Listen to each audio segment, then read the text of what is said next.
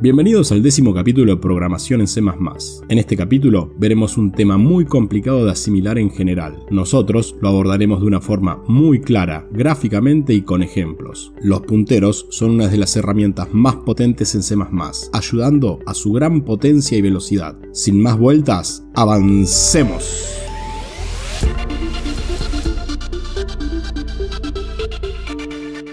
Bien, comencemos el proyecto con lo básico. Ponemos include IOStream para utilizar la librería de entrada y salida, luego using namespace std para evitar escribir std al utilizar la biblioteca. Agregamos el cuerpo del programa con main y el final con return 0. Ahora vamos a declarar una variable entera número igual a 10. Posteriormente vamos a imprimir en pantalla el valor utilizado, cout valor de número igual la variable número y fin de línea. Hasta aquí todo normal. Aclaremos que toda variable contiene un valor y es almacenada en una posición física de la memoria RAM. Esta posición se expresa comúnmente en valores hexadecimales. Cuando escribimos el nombre de la variable estamos accediendo al contenido, o sea, a su valor. Pero si al nombre de la variable le agregamos delante un ampersand, estaremos especificando que queremos obtener la ubicación en memoria donde se encuentra almacenada la variable. Escribamos cout ubicación de número igual ampersand número y fin de línea. Ahora finalicemos con cin.get para realizar una pausa al finalizar el programa y probemos. Como podemos ver, el programa nos imprime el valor de la variable igual 10 y la ubicación donde se encuentra almacenada la variable 001E FC 0C. Bien, ahora vamos a crear un puntero. Un puntero es un tipo de variable que almacena, en vez de un valor, una posición de memoria. O sea, como valor va a contener una posición de memoria que le asignemos. Y esta variable también será almacenada en una cierta posición de memoria, como cualquier otra variable. ¿Cómo creamos este tipo de variable llamada puntero? Primero, debemos especificar el tipo de dato que contiene este puntero. En este caso, nuestro puntero va a contener una posición de memoria para un tipo de dato integer. Por tanto, iniciamos con int. Luego, agregamos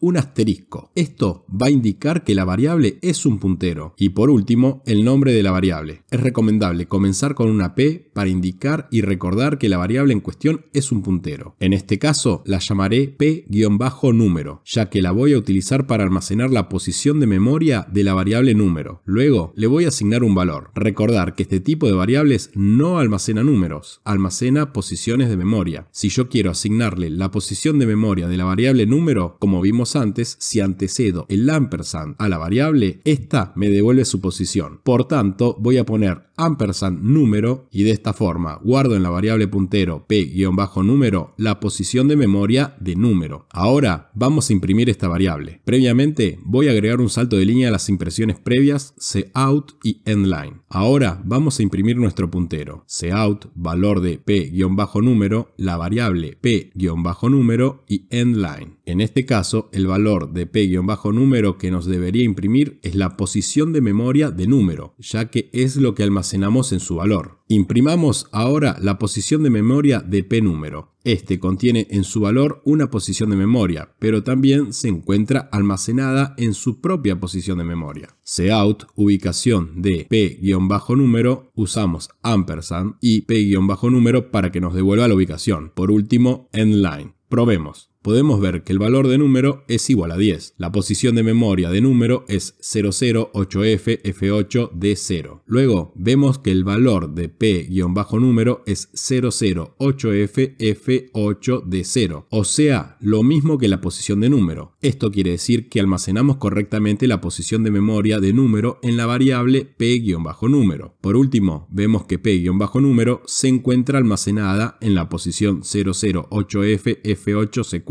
Excelente. Bien, ahora, si lo que deseo es obtener o imprimir el valor que se encuentra almacenado en una cierta posición de memoria, esto lo realizo utilizando un puntero, el cual en su valor posee una dirección de memoria. Si precedo un asterisco, voy a decirle que me devuelva el valor que hay en esa posición de memoria. Agreguemos entonces cout valor en ubicación igual asterisco p-número y luego endline. Probemos. Tenemos en la variable número el valor 10. 10. Número se encuentra en la posición de memoria 00FA-FD24. Luego almacenamos en el puntero P-número esta posición de memoria. Por tanto, el valor de P-número es esta posición 00FA-FD24. P-número se encuentra almacenado en la posición 00FA-FD18. Y por último, imprimimos el valor que se encuentra en la posición de memoria guardada en P-número, o sea, en la posición 00FA-FD24, donde en esta posición tenemos el valor de 10. Bien, vamos a cambiar el valor de la variable número. Le asignamos 20 y vamos a ver qué sucede al imprimir nuevamente el contenido de la posición almacenada en P-número. Ejecutamos y vemos que nos devuelve 20, ya que al cambiar el valor de la variable número, modificamos el valor en su posición de memoria. Y cuando accedemos al valor de dicha posición de memoria, vemos que en esta ubicación el valor ha cambiado. Todo esto nos va a ser de mucha utilidad en C++,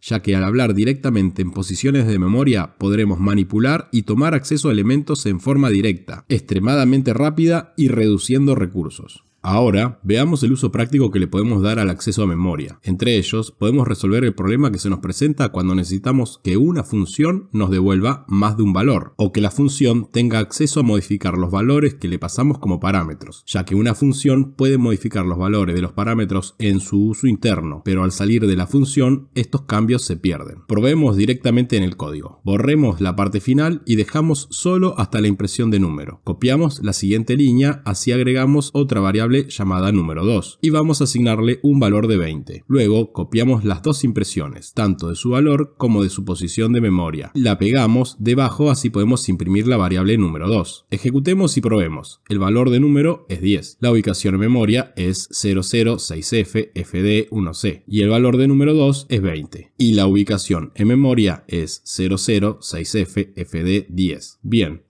Ahora creemos una función la cual no retorna valor, o sea, una función con void. La llamamos función y pedimos que la función tome dos valores enteros, int val1 e int val2. Ahora vamos a hacer que la función modifique estas variables de entrada. Val1 igual a val1 más 10. O sea, su contenido más 10. Y val2 igual val2 más 10. O sea, su contenido más 10. Ahora vamos al main y llamemos esta función. Le pasamos como parámetro la variable número y la variable número 2. Copiemos todas las impresiones y las pegamos debajo para que imprima nuevamente todo. Probemos. Como sabemos, podemos ver que se imprimieron los valores de número y número 2, o sea 10 y 20. Luego, el programa envió estos valores a la función. La función cargó estos valores en val1 y val2 y le sumó a sus valores 10, o sea, pasan a valer 20 y 30. Pero al salir de la función, estos valores se pierden, ya que salen del ámbito de la función. Por tanto, cuando volvemos a imprimir número y número 2, los valores que tienen no se modificaron. Bueno, ahora vamos a lograr modificar estos valores. Si a la función le decimos que en vez de tomar el valor de la variable, tome la referencia a la variable, o sea, su posición de memoria, vamos a lograr modificar la variable original, aun cuando salgamos de la función. ¿Cómo lo hacemos? De la misma forma que obtenemos la posición de memoria, o sea, precediendo el ampersand a la variable. Vamos a agregar un ampersand delante de val1 y un ampersand delante de val2. Ahora, la función cuando modifique los valores de val1 y val2 van a estar modificando el valor en la posición de memoria de los parámetros que pasamos. Por tanto, las variables que pasamos como parámetros se van a ver afectados aun cuando salgamos de la función. Probemos. Y ahora, como podemos ver, las variables número y número 2 en principio valen 10 y 20. Luego se ejecuta la función, sale de la misma y cuando volvemos a imprimir los valores, notamos que nuestras variables pasadas como parámetros fueron modificadas, ya que tomamos la posición de memoria en vez de su valor. Este método es el más sencillo. Por otra parte, también podríamos decir que nuestra función va a tomar como entrada un puntero, o sea, que admita variables de tipo puntero en su contenido, las cuales son direcciones de memoria. Esto lo realizamos de la misma forma en que declaramos un puntero, o sea, con asterisco. Cambiamos el ampersand por asteriscos en este caso. Ojo, tener en cuenta que ahora estas variables val1 y val2 no contienen números, contienen una dirección de memoria, por tanto, no podemos realizar la suma de 10 directamente. Tenemos que decir que queremos sumar su contenido, y para expresar el contenido que hay en una posición de memoria lo hacemos como vimos, precediendo un asterisco sobre la variable, o sea, asterisco val1, el contenido de la posición en memoria de val1, igual al contenido de la posición de memoria de val1 más 10, y lo mismo debajo para val2. Ahora, cuando volvemos al main, podemos ver que la llamada a la función nos informa un error en los parámetros. Esto es debido a que estamos pasando números, y nuestra función ahora solo admite datos de tipo puntero, así que vamos a crear dos punteros para este caso, integer, asterisco, p-número, y le asignamos la referencia a un número, o sea, le pasamos la posición de memoria donde se encuentra número, y realizamos lo mismo para número 2. Bien, ya tenemos nuestros punteros con la dirección de memoria asignada. Ahora, en la llamada a la función le pasamos las variables punteros, o sea, p-número y p-número 2. Ahora sí, probemos. Como podemos ver, obtenemos el mismo resultado que el ejemplo anterior, ya que estamos modificando los valores sobre las posiciones de memoria directamente y por tanto afectamos a las variables número y número 2. Por último, y para fijar los conceptos, vamos a un ejemplo práctico. Borremos el contenido del main, salvo la salida return 0. Borremos la función. Y ahora vamos a crear una función que nos devuelva el resultado de una división, pero en números enteros. Por tanto, el tipo de dato que devolvería es un integer. Ponemos int